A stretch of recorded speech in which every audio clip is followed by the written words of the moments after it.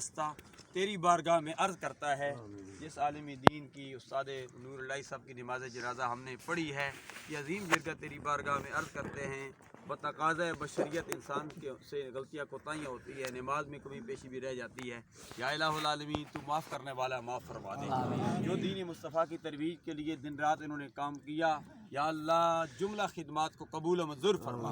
یا الہ العالمین ان کی بچوں کو، تمام فیملی کو بشیر صاحب سمیت یہ صدمہ برداشت کرنے کی توفیق عطا فرما۔ یا الہ العالمین استاد نور اللہ صاحب مرحوم نور اللہ مرکزہ کے آنے والی منزل آسان فرما، سرکار عبد قرار صلی اللہ علیہ وسلم کی شفاعت سے مستفیض فرما۔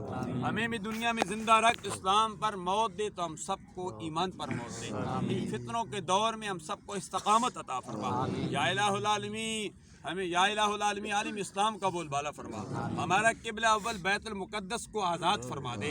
یا الہ العالمین ہم سب مسلمانوں کو ایک بنا دے، نیک بنا دے، ہمارے اندر ہر قسم کی پیدا ہونے والی غلط فہمیوں کو دور فرما کر ہمارے رشتوں کو مضبوط بنا دے، تمام بیماروں کو صحت کاملہ عطا فرما۔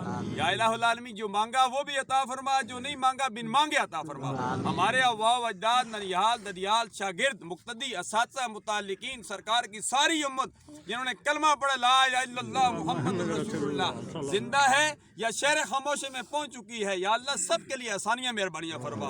اللہم اغفرہم وارحمہم ولا تعذبہم واسکنہم وادخلہم فی الجنۃ بحرمت سید